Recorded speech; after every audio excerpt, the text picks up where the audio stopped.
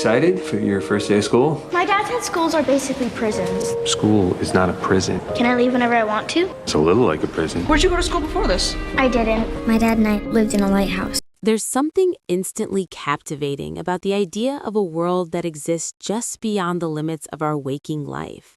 A place where logic bends, reality dissolves, and imagination becomes the only rule that matters. That's exactly the kind of space Slumberland invites you into, a dream-like realm that feels both magical and deeply personal. At its core, the story follows a young girl named Nemo, whose life is turned upside down after the sudden loss of her father. She's forced to leave behind the quiet, lighthouse-bound world she once knew and step into a new life that feels unfamiliar, structured, and emotionally distant. It's a transition that feels heavy, not just because of the physical change, but because of the emotional void left behind.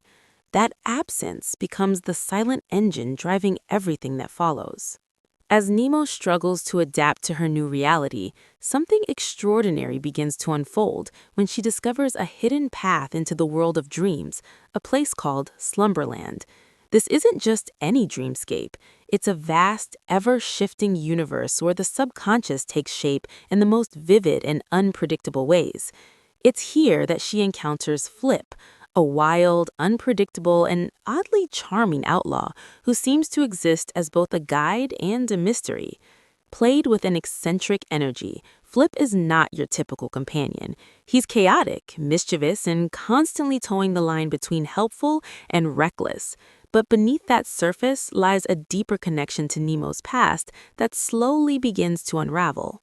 What makes their dynamic so engaging is how contrasting they are. Nemo is grounded in grief and longing, searching for something real to hold on to, while Flip embodies the untamed nature of dreams, carefree, elusive, and often avoiding anything that resembles emotional vulnerability. As they journey together through Slumberland, their relationship evolves in subtle but meaningful ways. It's not just about reaching a destination, it's about understanding each other, confronting hidden fears, and slowly peeling back the layers of what they both represent. The dream world itself becomes a character in its own right.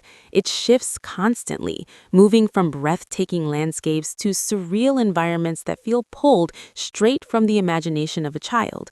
One moment, you're in a glowing, endless ocean of clouds, and the next, you're navigating a city that twists and folds in impossible ways.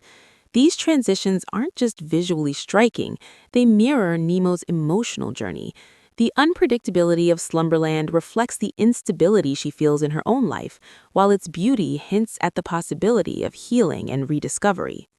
But dreams aren't always safe, and Slumberland carries its own dangers. Nightmares lurk in its corners, feeding on fear and uncertainty. They're not just obstacles to overcome, they're manifestations of deeper anxieties, both for Nemo and for Flip. These darker elements add tension to the story, reminding us that the dream world, like the human mind, isn't purely a place of escape. It's a space where unresolved emotions can take form, where avoidance can lead to consequences, and where facing your fears becomes the only way forward. As the story unfolds, the central goal becomes clear. Nemo is searching for a way to reunite with her father, even if it means bending the rules of reality itself. This desire is what drives her deeper into Slumberland, pushing her to take risks and trust someone like Flip, even when his intentions seem questionable.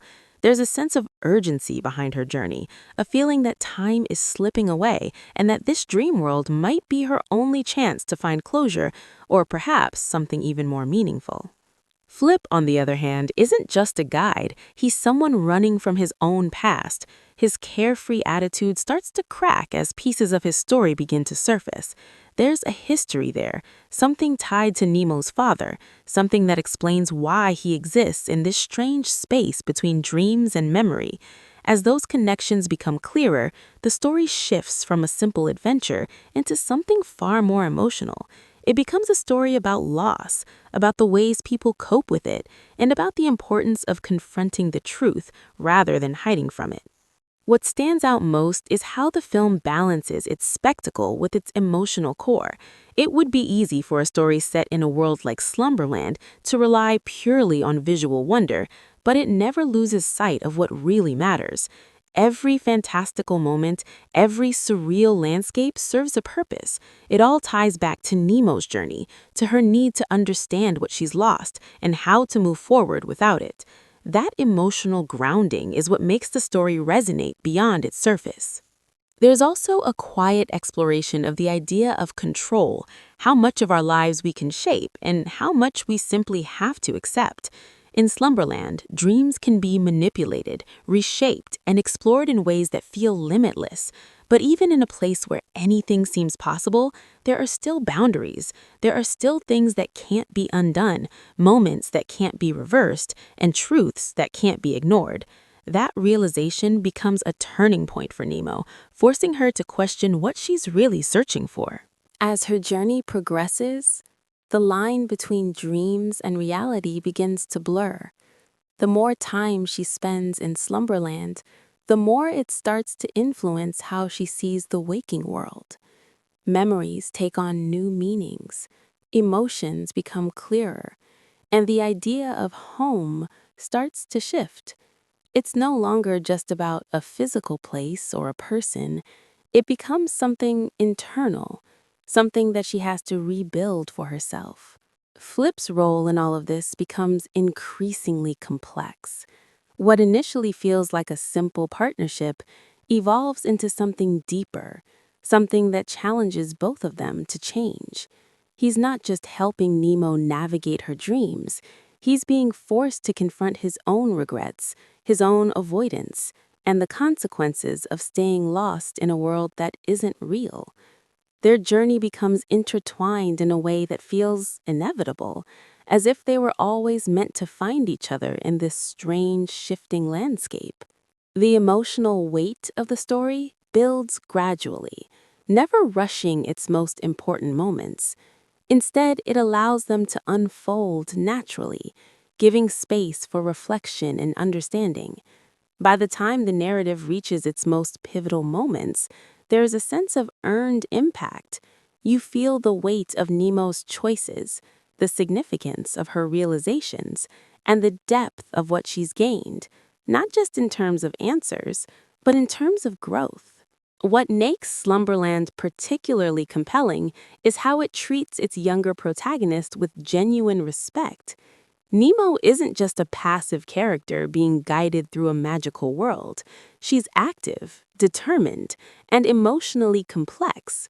Her decisions drive the story, and her perspective shapes how we experience everything around her.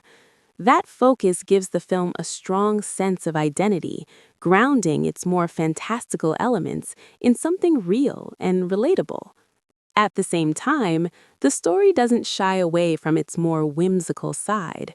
There's a sense of playfulness woven throughout, a reminder that even in the midst of grief and uncertainty, there's still room for wonder. That balance between light and dark, between imagination and reality, is what gives the film its unique tone. It's not just a fantasy adventure, and it's not just an emotional drama. It's something that exists in between, much like the world it portrays. As the journey reaches its conclusion, the themes that have been quietly building throughout the story come into focus. It becomes clear that Slumberland was never just about escape. It was about understanding, about processing emotions that are too overwhelming to face directly, and about finding a way to move forward without losing what matters most. Nemo's journey isn't about changing the past. It's about learning how to carry it with her in a way that doesn't hold her back. There's a sense of closure, but it's not the kind that neatly ties everything together. Instead, it feels honest, acknowledging that some things can't be fixed, but they can be understood. That understanding becomes a form of healing, allowing Nemo to step back into the real world with a new perspective, one shaped by everything she's experienced. In the end, Slumberland leaves you with a lingering sense of wonder, not just about the dream world it creates, but about the nature of dreams themselves. It asks quiet questions about why we dream, what those dreams mean, and how they reflect the parts of ourselves we don't always see. It's a story that invites you to look beyond its surface, to find the deeper emotions hidden within its fantastical imagery, and to consider the ways in which imagination can both comfort and challenge us.